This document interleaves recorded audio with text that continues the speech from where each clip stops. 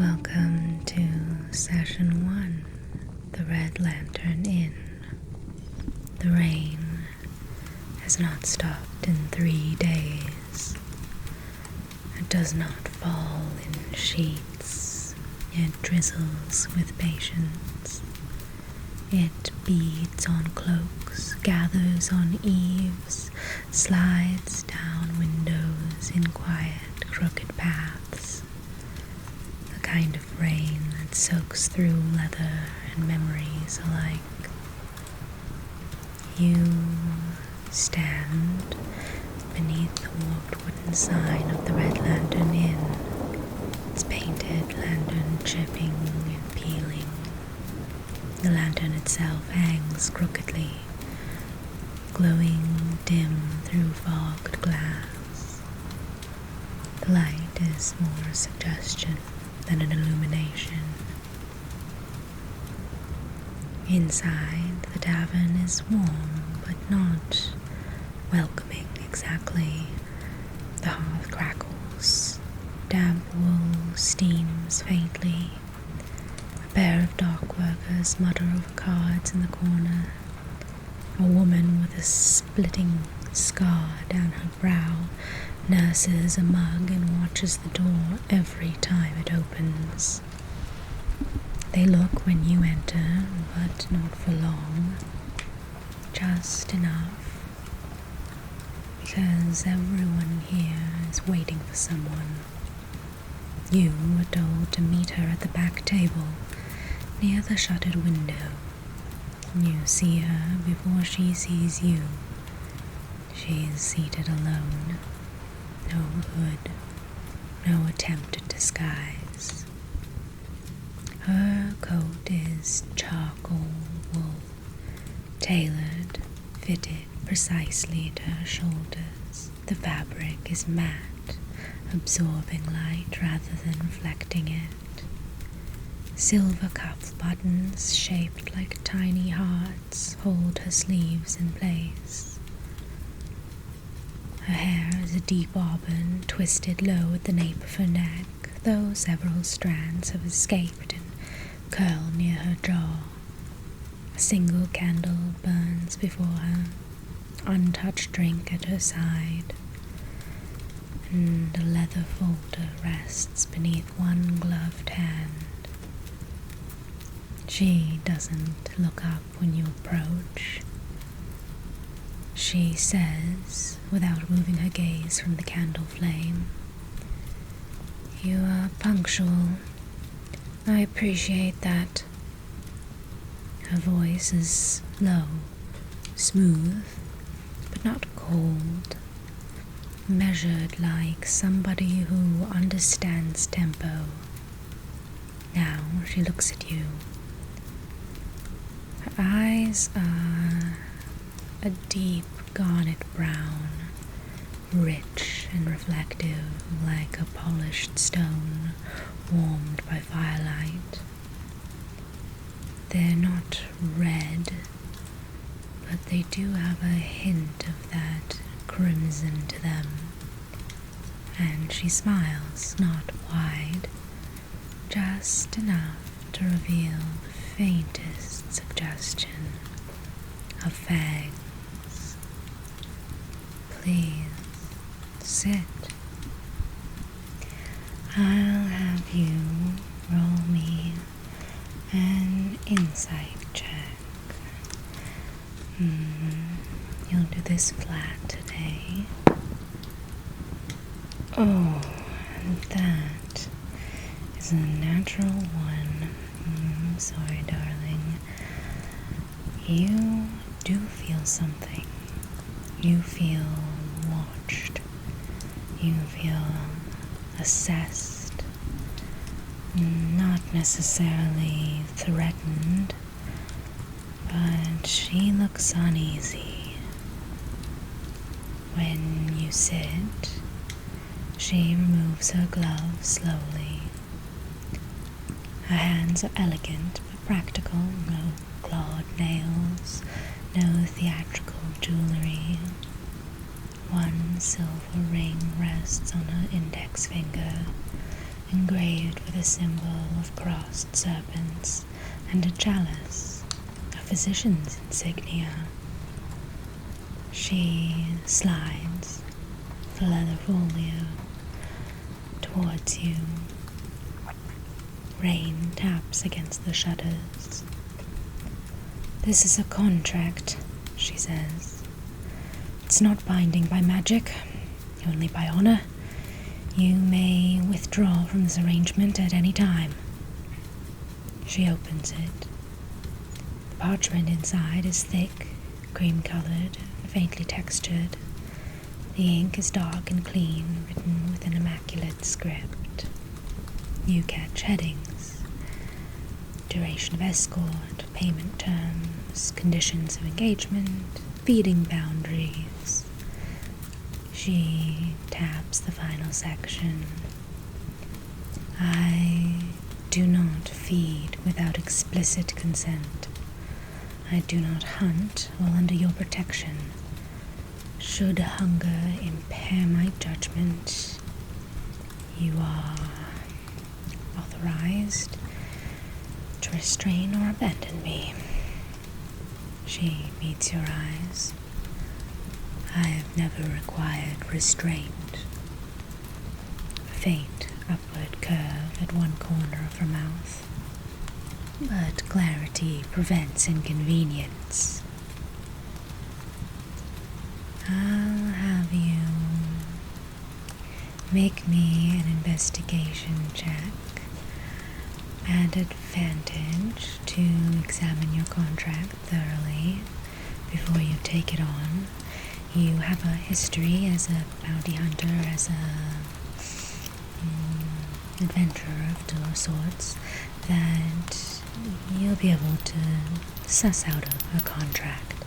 So, let's see how you do. Quite nice. You notice, with a 16, that the contract is meticulously written. There's no hidden clauses. Payment is generous. Half up front, half upon arrival at the Hollow. There's an addendum noting hazard pay, active hunter territory. Nothing else really catches your eye. It seems legitimate. You were contacted via sending to see if you would be interested in taking a escort mission to bring a woman to the Hollow. I'll have you roll me a history check on the Hollow. Advantage again, actually, because you are a monster hunter, or certainly acquainted with the area. Not bad. You got a 9 and an 11. Fortunately, you don't know more than rumors. The rumors you know of are that it's a safe haven for people, strange creatures of any kinds that are perhaps being hunted or feel they need a safe space to live their life out in peaceful anonymity. She removes a pen from her coat. It's a fountain pen filled with ink, silver, heavy and grained with fine filigree around the barrel. "Questions?" she asks. The hunter at the bar glances over. He wears a leather coat, lined. He wears a leather coat lined with iron studs. A symbol of a sunburst is stitched into his collar. The woman does not look at him, but her jaw tightens very slightly.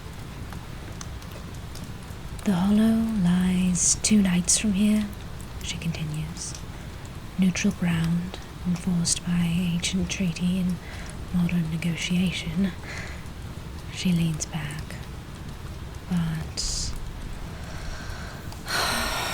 The road between here and there is less than enlightened. The rain intensifies briefly, a rumble of distant thunder. You notice she has not touched her drink at her side. It's a small glass tumbler filled with something dark red. She notices you looking. That is a donor from Greybridge, she says calmly. Blacksmith, excellent constitution, excess iron. He finds the arrangement to be mutually beneficial. A pause. I pay him very well. I'll have you make me a perception check. First, I'm getting a little more.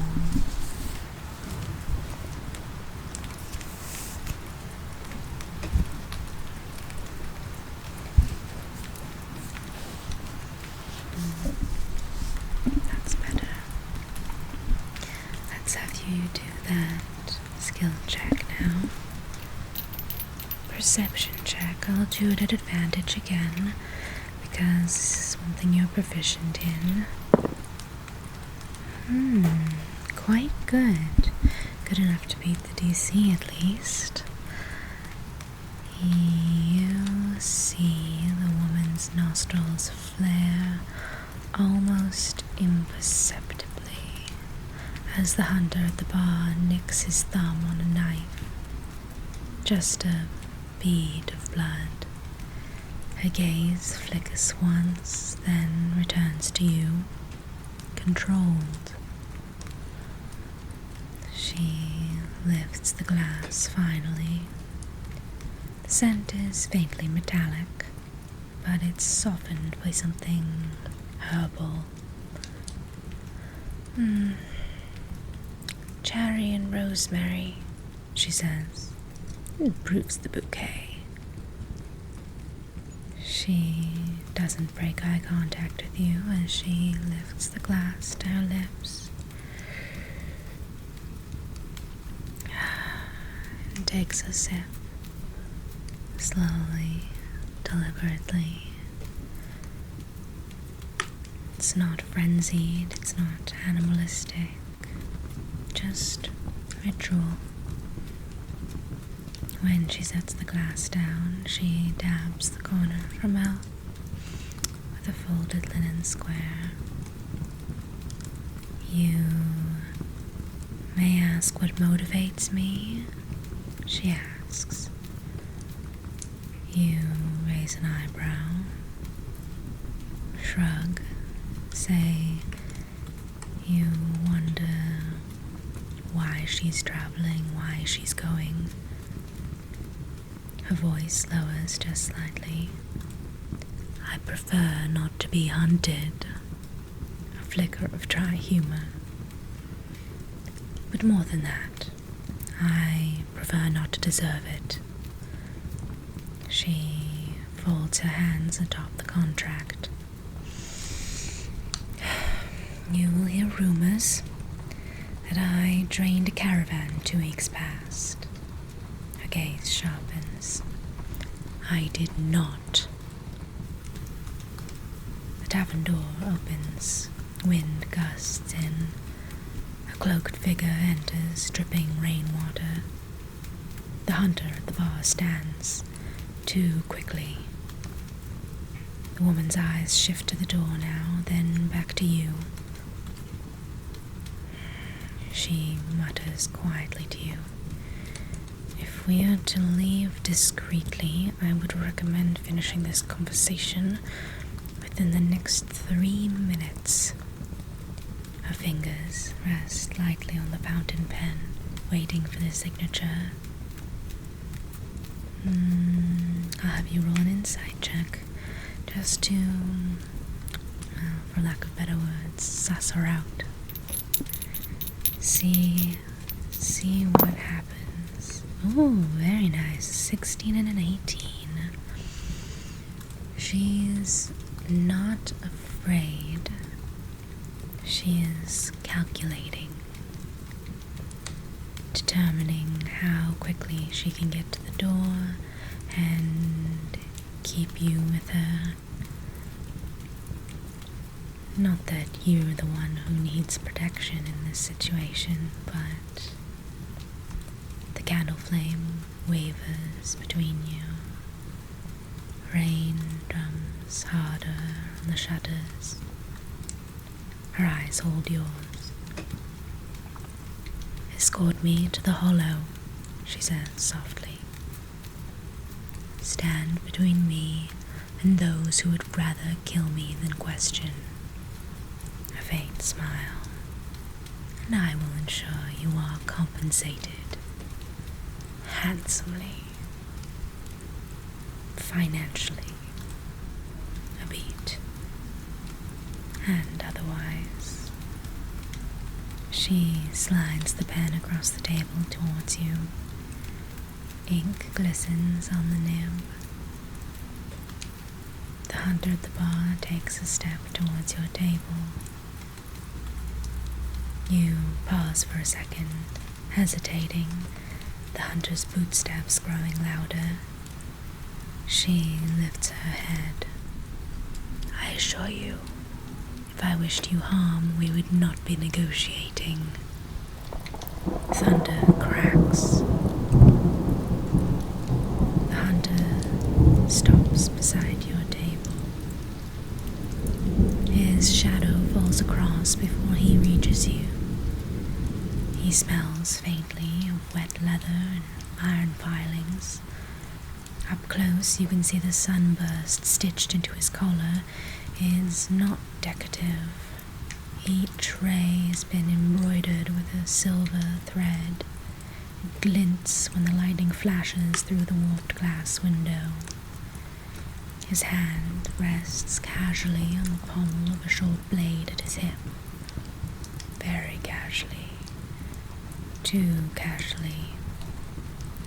He looks at you first, then at her, then at the empty glass beside her hand. "Evening," he says. The woman does not rise. She does not shrink, and she does not bare her teeth. She inclines her head just the barest fraction, as if acknowledging a colleague at a symposium. "Good evening," she replies evenly. The hunter's eyes linger on her mouth. "You look familiar." A pause. "You passed through Grey Bridge recently." The woman's fingers tap once against the table. Measured. "I do," she says. "Regularly. I have associates there." "Associates," he echoes. "Huh." The dock workers in the corner have stopped their card game. The woman with the scar is watching openly now. The tavern air feels thicker, like the moment before a storm breaks. I'll have you roll me an insight check on this hunter that's looking you up and down. Not so good, only a 4. He seems convinced that she is the one who committed the massacre in Greybridge recently. You heard about it in passing throughout different voices at the taverns, down the road, down different towns. The hunter shifts his weight, boots creaking. "Caravan came through 2 weeks ago," he says. "Didn't make it out." The woman's gaze does not waver. "That's unfortunate." "Unfortunate," he repeats. Now his eyes sharpen. "For bodies, drained. A few patrons murmur. She exhales softly through her nose, controlled. You'll find, she says, that I am remarkably consistent in my habits. I do not hunt. The hunter gives a short laugh. That's so. He leans slightly closer. The scent of blood from his earlier nick is faint but present. Her eyes flick once to his thumb, then back to his face. You expect me to believe, he says quietly, that a vampire travels through Greybridge and no one loses a drop. Her smile is subtle. I expect you to believe evidence.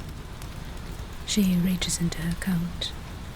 The hunter's hand tightens on his blade. The tavern inhales. Slowly, deliberately, she withdraws a folded document. She places it on the table between them. It's a thick parchment sealed with red wax. She breaks the seal with her thumbnail and slides it towards him. Donor agreements, she says calmly.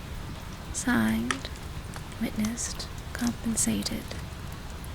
The hunter glances at the parchment. He doesn't touch it. I'll have you make an investigation check to determine the authenticity of these documents she just produced. It'll be at advantage again, because you're accustomed to looking at documents and forgery. You do well. You got a 16 on the die, and your DC was 15. From your seat at the table, you can see multiple signatures, dates, amounts paid, health notes written in the margins in a careful script, not forged in haste. It appears to be legitimate. The hunter does not look impressed. Paper doesn't change what you are. She tilts her head slightly. And what is that? He leans closer. A predator. There it is. The word hangs in the air like smoke. She studies him for a long moment. Then, softly, yes, I am. The tavern shifts. Someone swallows audibly. But, she continues, voice steady as a stone, I am also disciplined, educated, and capable of choice. She rests her gloved hand on the table. If your order wishes to discuss reform, I am quite available. The hunter's jaw tightens. My order doesn't negotiate with monsters. Her eyes glint. And yet here you are, conversing. I'll have you make me an intimidation check, as you decide it's best to get involved. You are here to be protecting her after all, and these hunters are becoming a nuisance. You make it clear that the lady is willing to discuss reform, but if all they're going to do is harass, they best get out of our faces now. He looks at you. His attention shifted slightly. Your confidence buys her a breath of space for a second, and he reassesses. Thunder cracks sharply overhead. The tavern door bursts open again with the wind, and 2 more figures step inside. Both are wearing iron-studded leather, both scanning the room. She does not turn to look, but speaks softly, just to you, leaning in close. 3 hunters are unstitching. They are not here by coincidence. Her voice lowers further, and I would not prefer to test my self-control in a crowded room. The first hunter straightens up. "He'll come with us," he says. She finally stands, graceful, unhurried. She's slightly taller than him and adjusts her cuffs. "I don't believe I will." The hunter reaches for her wrist. In a blur too fast for most eyes to track, her hand closes around his, not crushing, just firm. His breath catches. Her voice remains calm. "You're bleeding," she observes quietly. "You should see to that." For a second, a flicker of something predatory flashes behind her gaze. The hunter draws his hand back sharply, draws his blade halfway. Chairs scrape, someone swears, and then the 2 additional hunters begin moving towards you both. And now I'll have you roll initiative for this little interaction. Quite nice, very good.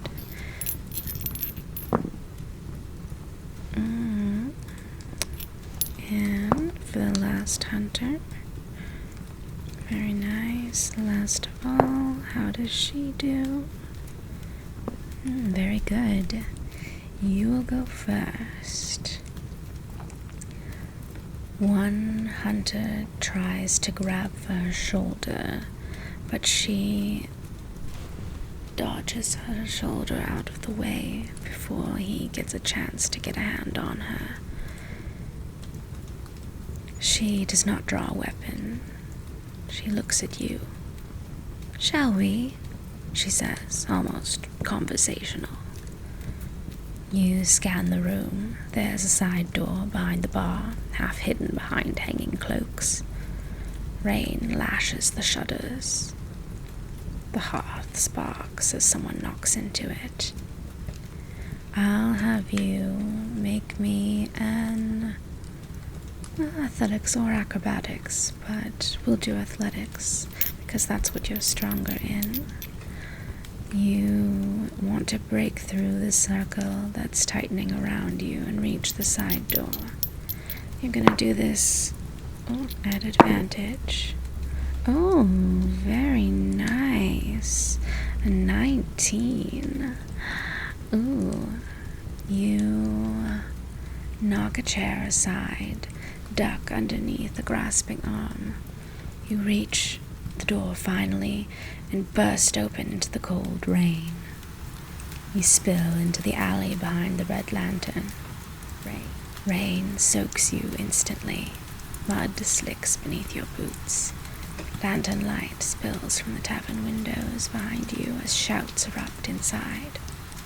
A second later, the woman comes up behind you, pulling her coat tight, scanning the narrow alley. To the left, the market square. To the right, stables and northern road. She looks at you, rain beading along her lashes, but it doesn't seem to trouble her. "They won't let this go," she says quietly. A flicker of amusement touches her mouth. "They rarely do." A crash behind you. The back door slams open, voices shouting, iron boots hitting stone. She steps closer to you, close enough that you feel the coolness of her presence against the heat of your skin. "North road towards the forest," she murmurs. "Fewer witnesses."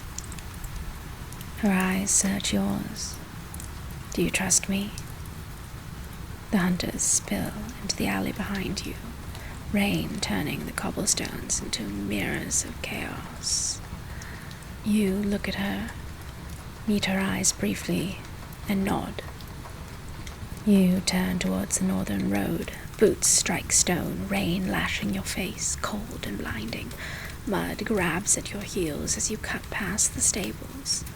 The horse rears at the sudden commotion, iron shoes striking sparks against cobblestone. Behind you, "Stop!" a whistle shrieks. The woman does not run like a mortal. She does not flail. She glides. Each step placed precisely, cloak flaring behind her like a shadow peeling free from the wall. She doesn't even look winded. You do, though, and I'll have you make an athletics check to maintain and keep pace with her. Good thing it's at an advantage because it's at athletics. You get a 19 and a nat 1. But you manage to find that spurt of speed in yourself, and you manage to keep pace with her, lungs burning but steady. The northern road slopes upward out of town, rutted by wagon wheels and slick with runoff. Rainwater cuts shallow rivers through the dirt. A bolt of lightning splits the sky, and for a heartbeat everything is silver. You glance back, 3 hunters, one already stringing a silver-tipped crossbow. She sees it too. Her jaw tightens. "Zigzag," she murmurs. "And I'll have you make a dexterity saving throw."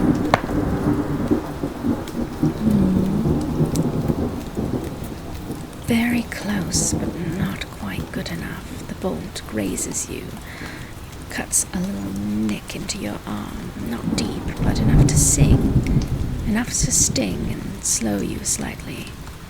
Her eyes flash towards you as she hears you cry out.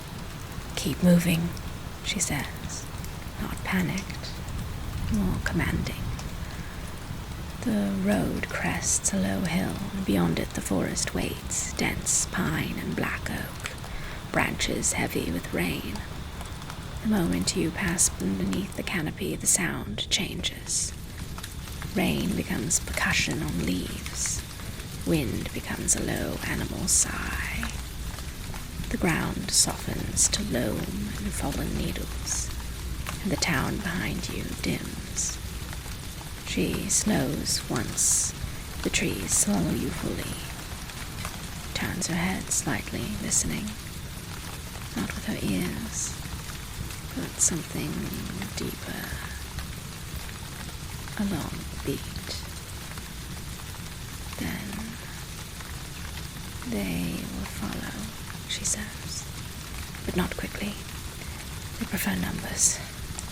She steps closer, scanning you. "Are you injured?" You can make... well, if you want to try and act tough, you can make me a deception check from being injured earlier. Oh, my dear, if only you were better at charisma. You try to downplay it, but with a 4, she notices immediately, and her hands drop to your arm. The graze across your arm is bleeding. Her nostrils flare once, then she inhales, slowly, measured. "You're bleeding," she says softly. "Not hungry. Assessing." She removes a small vial from her inner pocket, some clear liquid. She kneels in the wet leaves before you without ceremony. "Hold still." She pours it over the wound. It burns sharp and clean. Her fingers are steady as she wraps the graze from the strip torn from the inside lining of her coat. She sacrificed her tailoring for you. She notices you watching. "Wool is replaceable," she says lightly. "You are not." A flicker of warmth in her gaze. Then she stands. forest grows darker as night deepens. Clouds swallow the moon. The rain finally begins to taper into a mist. You can still hear distant shouts, faint. The hunters are somewhere in the tree line.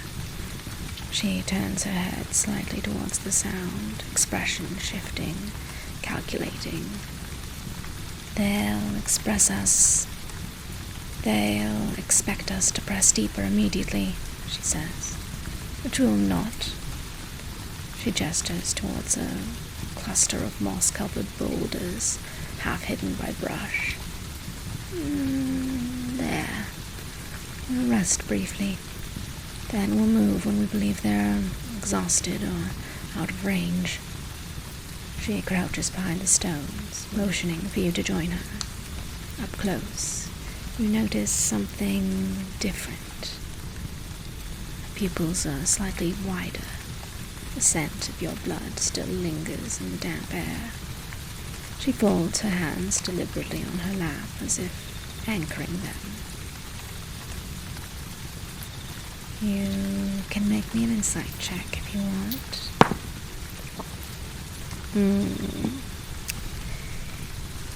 You don't do well on the insight check. You sense, maybe it's your assumptions, but that she is struggling to resist you, that she's feeling the bloodthirst. You sense a burst of nerves shoot down your fingers as your arm pulses in pain once more. The forest quiets. A night bird calls. She speaks without looking at you. You handled yourself well. A beat. Most mortals panic when iron follows them. She glances sideways. You did not. A faint, almost playful lift at the corner of her mouth. Either you are exceptionally brave, or, she tilts her head slightly, exceptionally foolish. Thunder rolls distantly now, farther away. She reaches into her coat again, withdraws a small folded cloth bundle. She unwraps it. Inside are 3 glass vials nestled in cotton, dark red liquid within, each labeled in immaculate script. She selects one. Travel depletes the reserves, she says calmly. I prefer clarity when hunters are involved. She looks at you before opening it, a deliberate pause. Are you comfortable? She doesn't seem to be asking permission, but checking your level of comfort at the very least. She uncorks the vial when you shrug. The scent is metallic, softened by something herbal, the rosemary again, maybe. She drinks slowly, not a frenzy. When she finishes, she exhales softly. Her eyes have brightened a shade, and color returns faintly to her lips. She corks the empty vial and places it back into the cotton with care. You see, she says lightly, how inconvenient all of this would be if I relied on ambush. You hear them getting a little bit closer, and I'll have you make me a stealth check while you're here hiding. Not bad. You remain hidden in shadow. The hunters you can hear coming closer and up veering in another direction, and you keep walking at a slow pace, a slow jog until your lungs are burning a little bit, until the hunter's shouts fade entirely and the forest returns to its layered symphony of night. Only then does she slow. She listens 1 long minute, 2. The rain has stopped entirely now.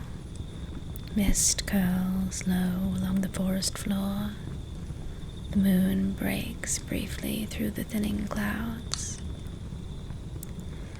They have lost us. A pause. For tonight. She studies you in the pale light. You're still here. Sounds almost impressed. You nod your head and say that you promise to protect her now, until she makes her way to the hollow. The forest here dips into a shallow hollow ringed with old stone. Ruins of something ancient, perhaps a watchtower once, but now only waist-high walls remain, half swallowed by moss. Sheltered, hidden. She gestures. We will rest here. You step into the hollow, and she kneels and brushes damp leaves away with efficient movements. You may build a small fire, she says, shielded. She says, shielded, afraid.